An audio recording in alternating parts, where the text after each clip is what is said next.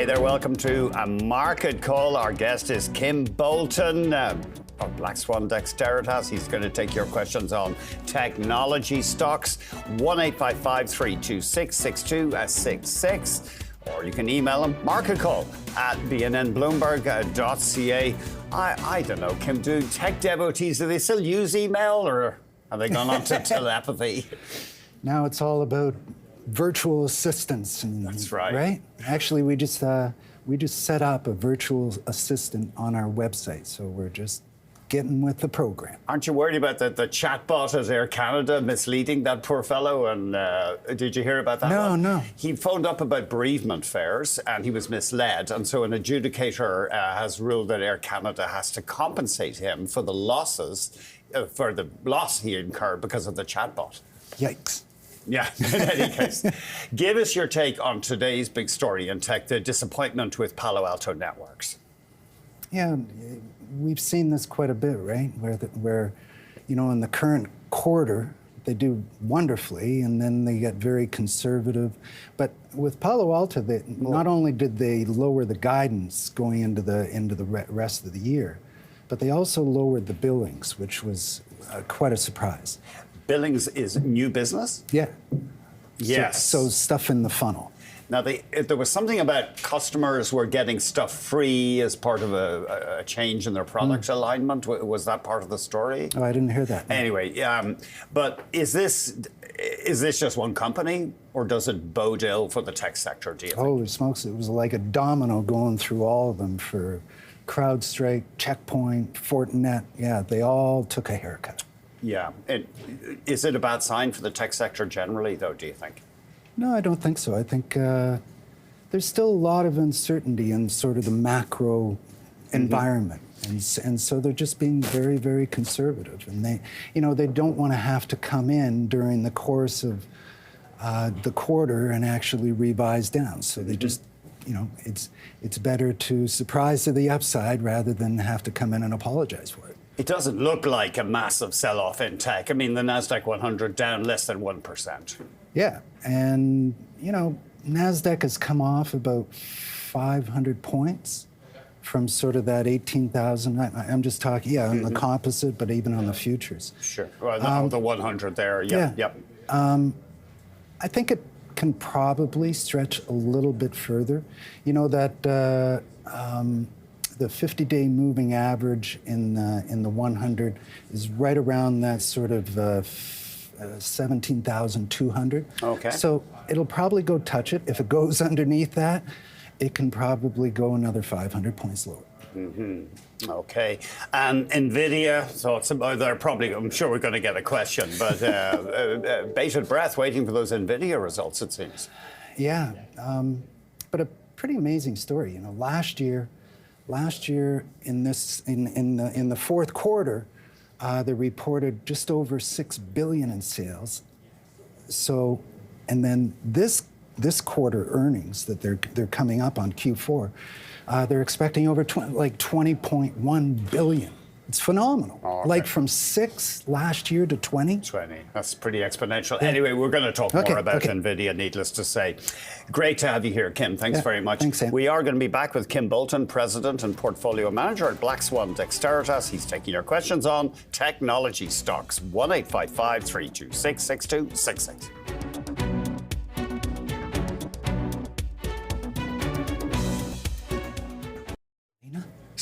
Saini has sent us an email wanting to know about two very different companies, Lightspeed, the point-of-sale tech company, and NIO, the truck maker. My question is, should I hold, sell, or buy more? All right, well, they're not really related. One is in Chinese cars, and the other one is a Canadian e-commerce company. But on the e-commerce side, we still sort of favor Shopify. But Lightspeed, they replaced the CEO. Dax came back. Dax Da Silva came back. Hopefully that'll give some stability.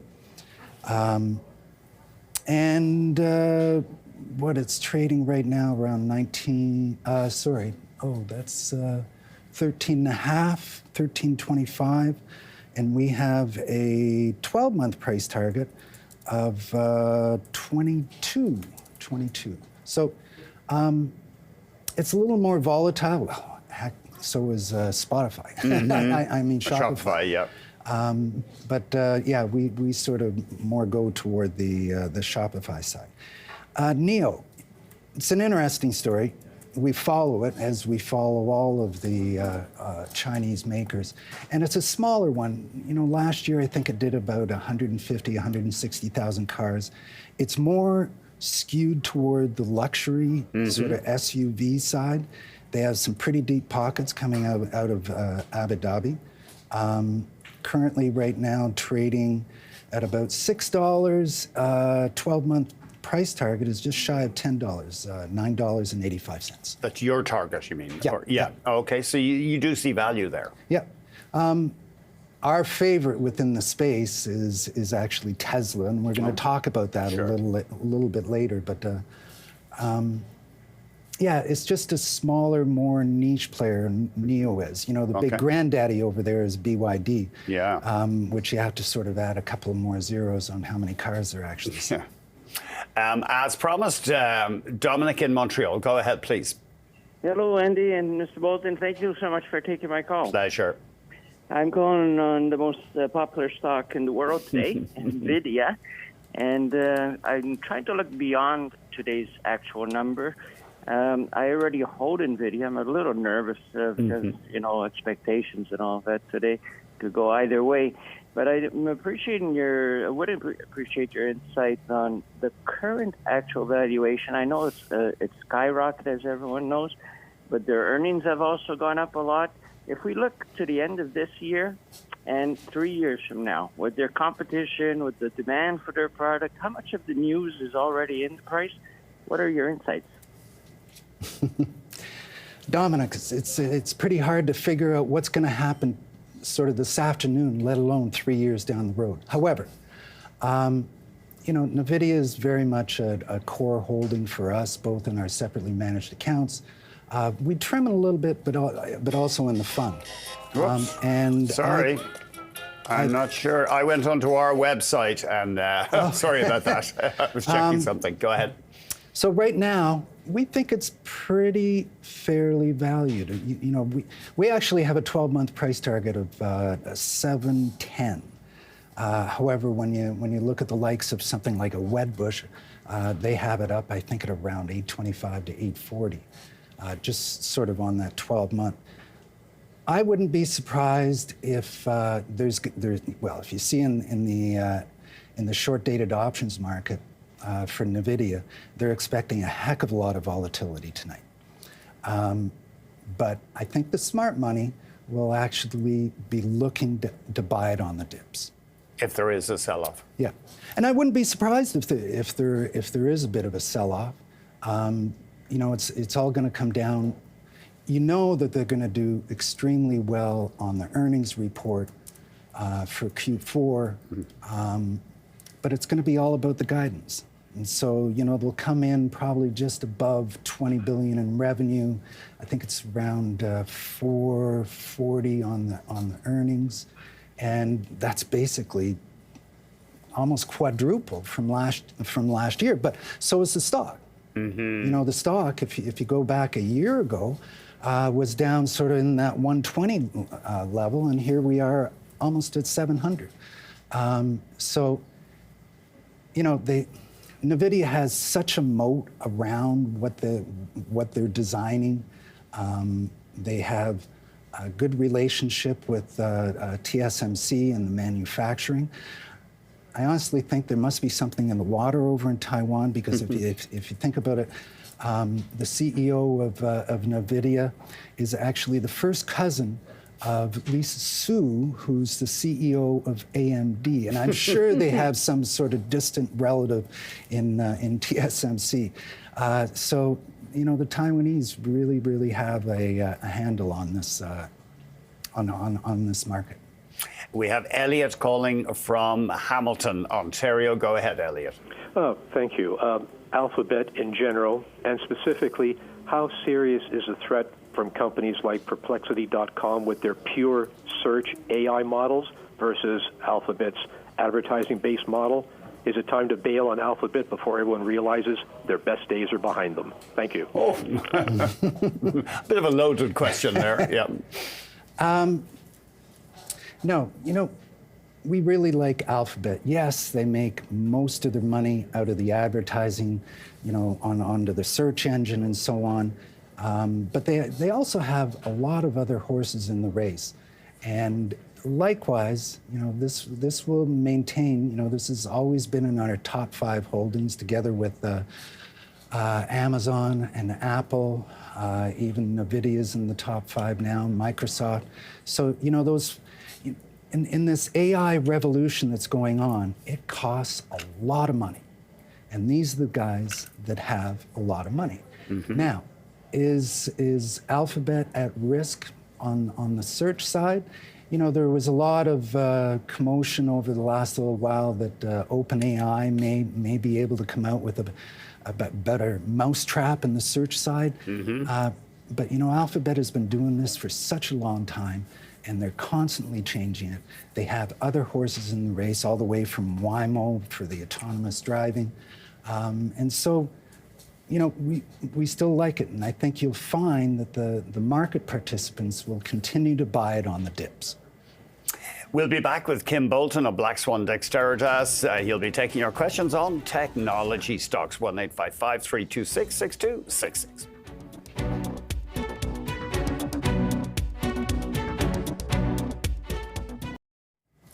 We're back. Kim Bolton is taking your questions on tech stocks, and there is that number, 1-855-326-6266. You better call early. We get a lot of calls for Kim. A lot of people are excited about the tech sector right now. Let's head to Midland, Ontario. Jerry, go ahead, please. Thank you. I would like your opinion on Keysight Technologies and a one-year outlook. Keysight, and can you remind us what they do? Because they were part of the old Hewlett-Packard, weren't they? Mm-hmm, mm-hmm. So, great question. They actually reported last night, and they took a bit of a beating. I think last I saw, they were down. They were down 10%. Now down about 8%. Again, it was all about the guidance and so on. Keysight, they provide electronic design and testing solutions for commercial communications, networking, aerospace. So they're basically a company that does measurements for the technology space, especially over in the communications. So they reported last night. Earnings were $1.63. They were expecting $1.59. Even the revenues, again, $1.26 billion versus $1.25 expected.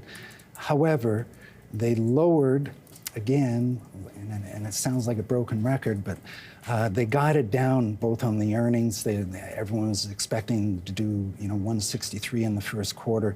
Now they're going to be down in sort of the high 130s. And even the revenue was a little bit shy at about 1.2 versus 1.24. I actually think it's a great opportunity. Companies like Keysight and certainly the Magnificent Seven, or even Palo Alto that came out. This is a great opportunity to buy excellent companies that have a great funnel of business, you're giving a reprieve. As we bring on clients, and when you had the Nasdaq stretching up toward 18,000, everyone was saying, when are you going to participate? When are you going to participate? Now's the time. You could get another, 5, 6, 7% max, but this is a great opportunity for this year to actually buy into these leaders in the technology arena. Right, and the Keysight would fit that. Absolutely, that bill. because they're the king of sort of the measurement for a lot of these companies, both on the equipment, but especially over in the communications, commercial communication space. Let's head to Markham, Ontario. Daniel, go ahead, please. Hi, Andy. Hi, Kim. Hi. Maybe your thoughts on Palo Alto Network. Is this a buying opportunity to buy the plunge, and your outlook and price targets for the stock? Thanks for taking my call. So we touched on it already, but love to hear more about Palo Alto. Mm-hmm. So they reported last night, again, sort of like Keysight, but on a much bigger scale. They came in shy on the guidance. And so I'm just looking for it here. So yeah, they beat on the top and bottom line last night for Q4, but then they guided down. You know, they were expecting $1.31 for earnings in the first quarter, and they guided down to $1.25. And then even on the revenue, it wasn't that big a deal. You know, they guided down to revenue of 1.95 to 1.98 billion versus everyone expecting, 2.1. So does it deserve a 25% haircut? No. Would I buy it here? I'd let it settle out. A lot of people had options play around these technology companies, and they're having to deal with that today. So, actually, now that I say that, I think if you do have a portion of money, and Palo Alto is sort of the generalist when it comes to cybersecurity. You have Checkpoint, CrowdStrike, Fortinet that sort of carve out niches in endpoint security and website security. But Palo Alto very much does all that, but it also caters towards small and medium-sized businesses. And so I'd say even at this point, if you have a portion of money and you're looking for cybersecurity, this is a great opportunity. I wouldn't put all of what you're thinking about into this right now. I'd put in maybe about a third, and then watch the price action. Let's talk to Peter in Vancouver. Go ahead, Peter, please. Market Call is the best show. Thank you. I watch it 3 times a day. Oh, thank you. Thank you. Andy is a great host, and our great guest, Mr. Kim Bolton, the tech guru. Please, may I have your expert opinion on AMD? How will this NVDA affect it? Thank you very much, Tech Guru. Advanced Micro. Thanks very much, Peter. Nice to hear your voice. So currently trading just under 164. We have a 12-month price target of 183. So it has a very, very decent runway, and this is as a result of the recent pullback. I remember when I was here about a month ago, and I said I just wouldn't buy it here, and here we are. This is the opportunity. Of course, when the market starts to roll over, everyone goes, oh, maybe this is the end. This is just a great opportunity, but don't buy all at once. Things are still sort of sorting themselves out. AMD and Intel are probably the closest to being competitive with NVIDIA out there. Big difference when it comes to the market cap. And you can see that even NVIDIA is sort of spreading out their winnings and trying to bet on other companies that are going to be the next sort of NVIDIA coming up. So they reported back 30th of January. They beat in the top and the bottom. But interestingly, even going back then, they slightly lowered the guidance, not that much, so it didn't take that much of a haircut. But Lisa Su is an exceptional CEO, and she has a great management team out there. So I think it's a good opportunity actually to buy into AMD. Okay, we are going to take a quick break. When we return, we're going to check out Kim's past picks.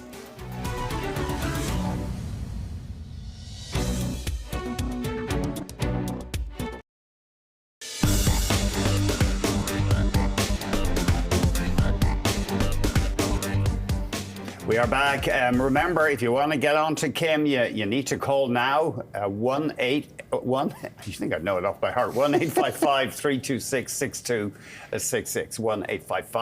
1-855-326-6266. So call Kim Bolton with your questions on tech stocks. Kim was on our show March 29th of last year. Your first idea, Kim, was Equinix. This stock up. What do they do? Can you remind us? So this is the granddaddy of the data centers. They're in 20 countries around the world. They now have 240 data centers. And they have a handful here in Canada. So everyone talks about, the Magnificent Seven. This should actually be one of the Magnificent Seven because, there's this huge migration over into the cloud, and the cloud resides in data centers. Equinix is the biggest one out there. The growth in the cloud, this has been going on for the better part of a decade, and it still has 25% plus CAGR. And so it's still in the early innings. Equinix is extremely good at scaling because they're so massive. And so they reported last week.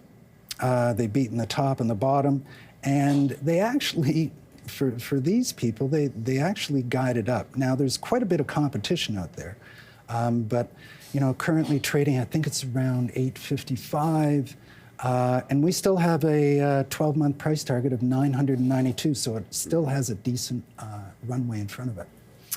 Cisco Systems, venerable name in networking. This one hasn't worked out so far anyway.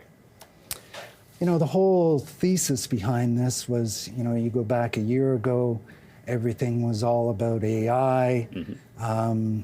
You had to have the infrastructure in place. Cisco's the king when it comes to networking technologies of switching and routing and wireless and so on.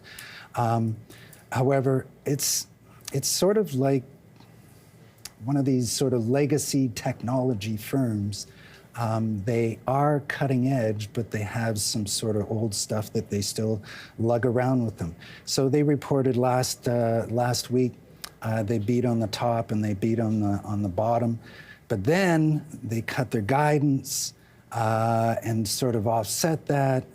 They announced that they were going to lay off 5% of their global workforce. So everyone has sort of lowered their expectations on this. Currently trading about 48.5. We have a 12-month price target of $50. So there's not much left in it. Okay. And then finally, Checkpoint Software, and obviously with Palo Alto under pressure, that stock seeing some selling today, down about 4%, but it has worked out over the past year or so. Yeah. And it's interesting, so this was, we picked it back a year ago, March of 23. Checkpoint is one of the older firms when it comes to the cybersecurity. It provides infrastructure platforms, and then they also have endpoint security, network security, mobile security, security management, and so on. Now, they had, with all the competition that came along with like CrowdStrike and Fortinet and so on, they had to go back and revamp sort of their whole offering, and they've restructured everything. So now it's under sort of 4 silos: network security, cloud security, access security, and security management. So they reported back on February the 6th, and they did it extremely well, and they actually kept to their guidance. So that's probably why they haven't come off as much as a result of the Palo Alto earnings last night. We still like them. We didn't have Palo Alto. We still have CrowdStrike. We added Checkpoint earlier this week. And we also own Fortinet in the cybersecurity space. Okay. We are going to take a break. Kim Bolton, President, Portfolio Manager at Black Swan Dexteritas, taking your questions on technology stocks. There's that number again, 1-855-326-6266. We'll be right back.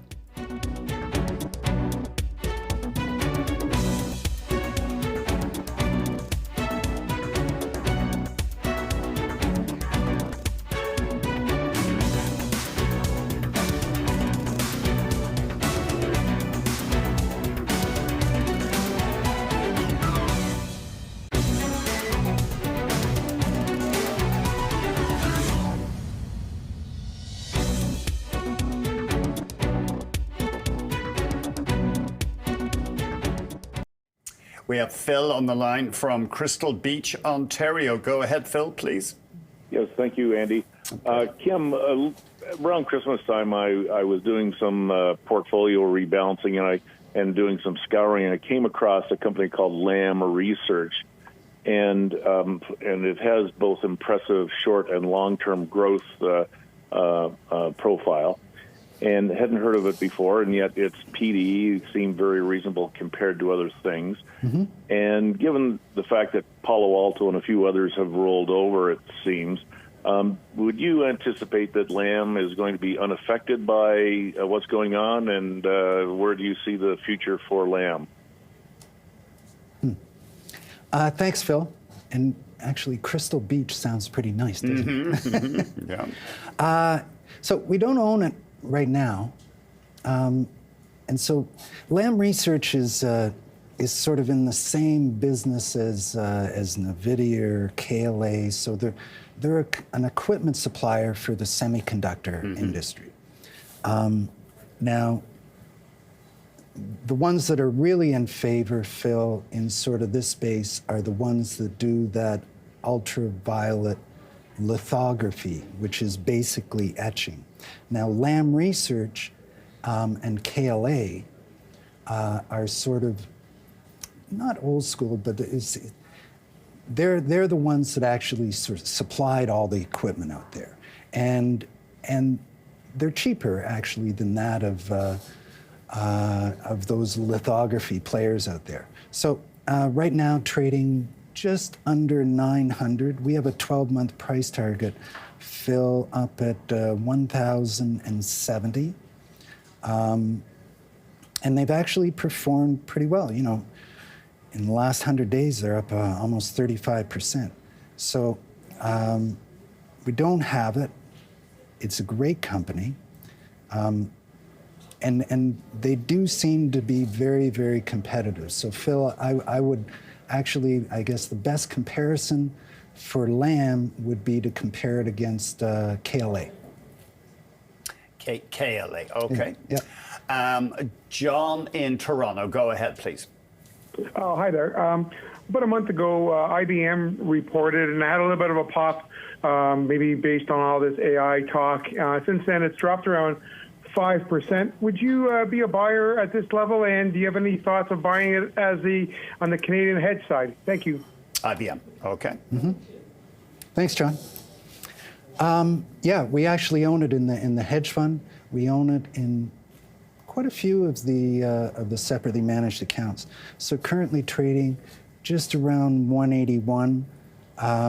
And John, it was actually pretty fairly priced, about 5% ago, because we have a 12-month price target of 194.25. And yes, but, they did sort of jump on this whole AI, but if you think about it, actually IBM were one of the first up to the plate when it comes to AI with that Watson. Remember Watson? Oh, yeah. And Deep Blue, the chess player. Yeah. So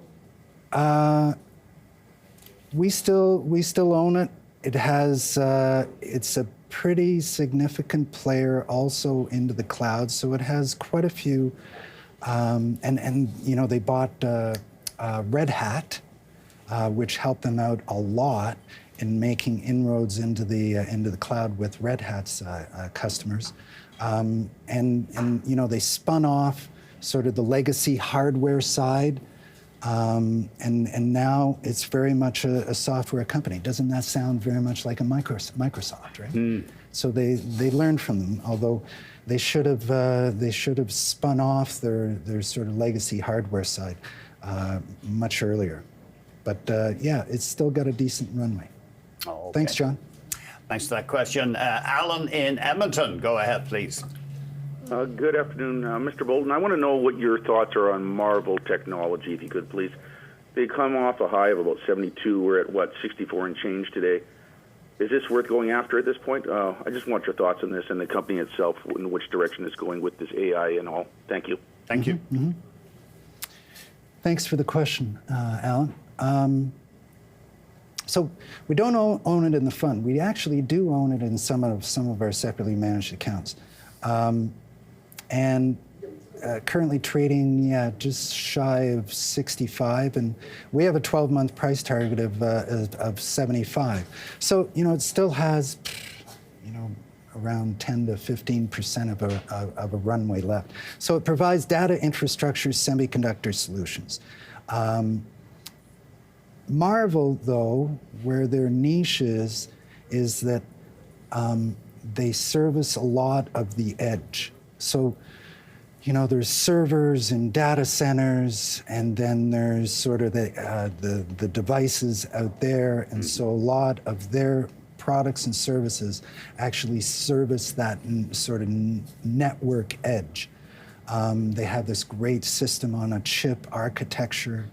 They must be coming up reporting. I don't have a date for it, because the last time they reported was at the end of November.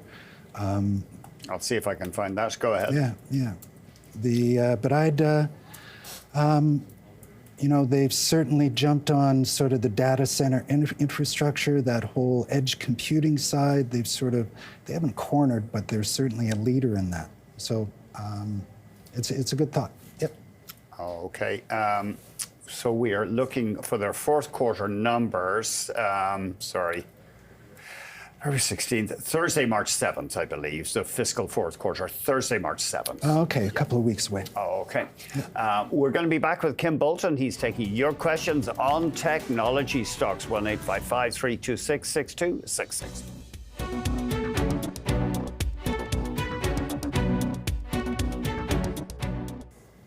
Peter is calling from Oakville, Ontario. Go ahead, Peter.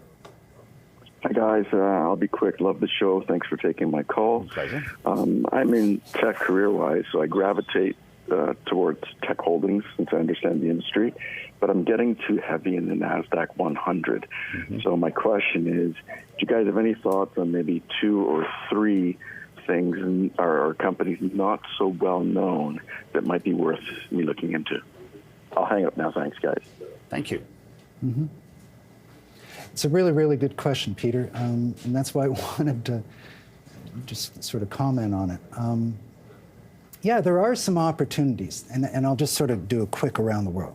So we used to participate in some of the technology arena out of China, but it's like playing a board game with your kids and they change the rules in the middle of the game.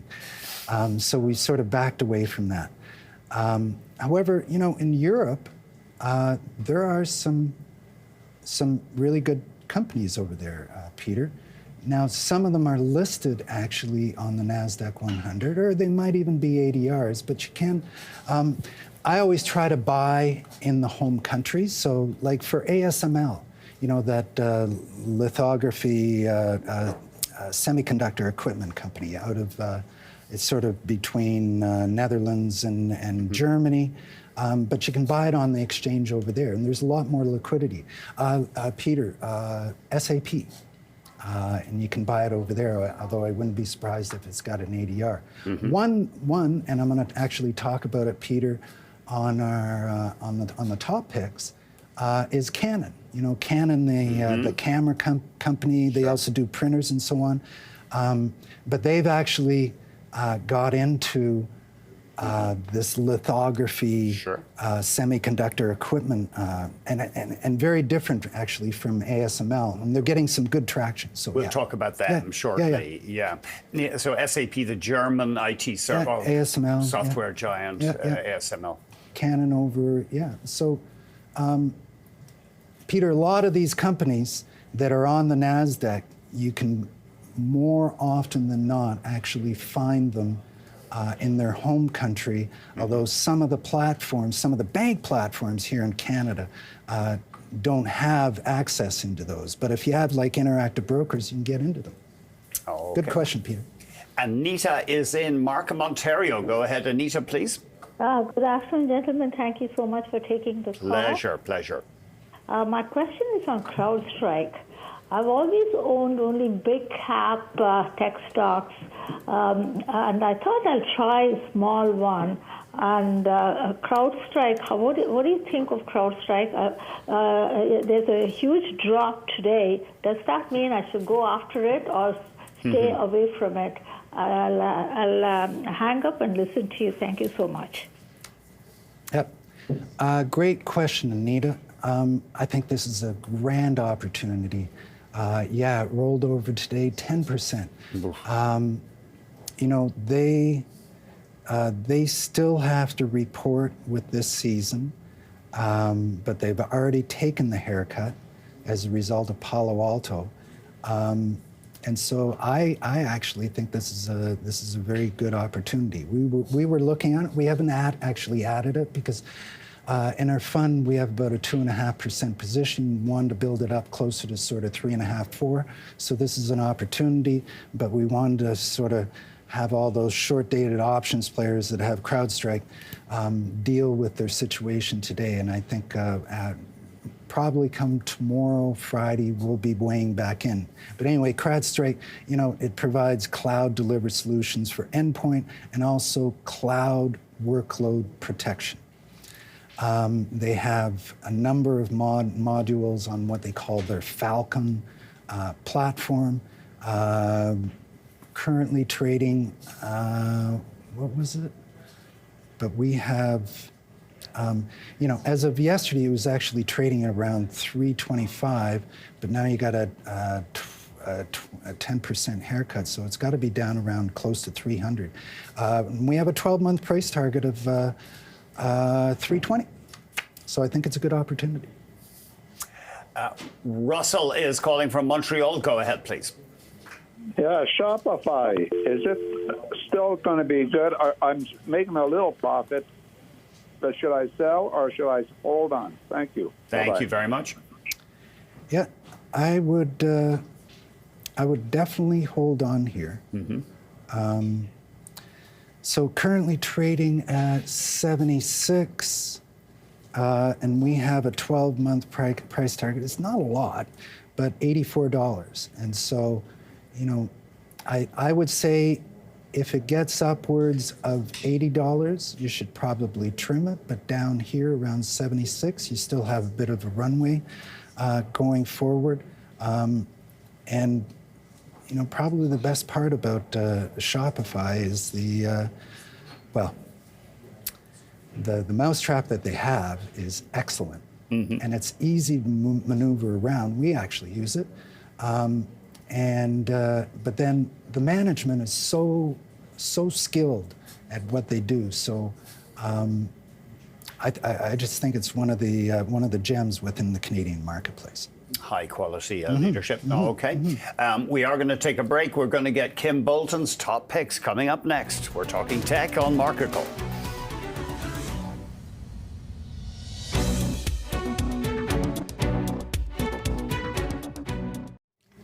Let's get to those top picks. First idea, ASML Holding, a supplier, equipment vendor to the chip industry? Yep, that's right. Currently trading just around 925, 900. But it has a very decent runway. We have a 12-month price target of $1,070. So, ASML is the king when it comes to this extreme ultraviolet lithography machine, which is basically, so they sell the machines, especially to Taiwan Semiconductor or to Intel or Samsung. And then they etch the silicon using this technology of extreme ultraviolet lithography. I'm going to be talking next about Canon, who actually does this, but in a different fashion. But they, this whole AI revolution has really sort of ignited this lithography work because the etchings have to be so fine and so efficient. They reported, ASML reported back on January 24th. They beat on the top and the bottom by a lot. But then they actually guided down. Sounds familiar, doesn't it? But they guided down quite a bit. But you got to love these companies. It always reminds me of Warren Buffett, who always says if you can find a company with massive margins and has a monopoly, you got to own it. And this is what ASML is all about. You know, their gross margin is 49%, and they just make money hand over fist. So they also did a big share buyback. They, like a lot of these companies that are producing quite a bit of hay, they just did a special dividend at the beginning of back in January. So yeah, we like these guys quite a bit. Canon is your next idea. Of course, we think of them as camera makers, those ads on the back of National Geographic for decades. But they're in the chip business now? Yeah, you know, it's cameras. They're also big in the printer side. It's interesting, though, this came up when we actually started following them because Canon was actually number 5 in new U.S. patents in 2023. Surprising, eh, for a Japanese company. So they have a lot of stuff going on behind the scenes with all these patents. And then we started investigating, and then lo and behold, they came out with this. Remember, I was just talking about the extreme ultraviolet lithography of ASML. Well, one of the patents for Canon was this thing called nano imprint lithography. And so basically, ASML, they sort of, they use the lithography to sketch on the silicon. But for Canon, they use this nano imprint lithography, and they actually stamp the designs on the silicon wafers. So it's a little bit different, but it's cheaper. And so it's really sort of caught the industry, and they have a great funnel going on. They reported back at the end of January, so yeah. We just started adding to this, currently trading at about $28, have a 12-month price target of $36.50. So a decent, and oh, you can buy it actually as an ADR, or you can actually buy it on the Topix. Topix, okay. Topix is? Japan. Japan, of course, yeah. And then finally, we are a little tight for time, Tesla. Yeah. Oh, I should have saved time for this. So, everyone's probably shaking their heads, but as long as Mr. Musk can temper his comments, I think this is going to do great. You know, it's currently trading around just over 193. We have a 12-month price target at 243, so a very decent runway. Everything is humming like on the electric vehicle side. So they have their Fremont plant over in California. They got the Texan. They have the Giga plant over in Germany. They have another one that they're setting up over in Asia. So everything is humming on the electric vehicle side. I think, and it's sort of like Google, I think one of the hidden gems in there is that they have this, the world's largest supercomputer called Dojo supercomputer. But, you know, Andy, think about it. Elon now has all these cars all over the world, and he gets data from those cars every day, and it goes into the supercomputer, and so he's building up a tremendous wealth of data and AI capability. So the Dojo supercomputer, I think, is a hidden gem. And then, you know, they also have the batteries, right? So they have the battery chargers all around. So they just have, you know, it's not just about the cars that they have out there. So I would weigh in here. It does express some value. They just reported. And granted, you know, when when Elon was on the conference call.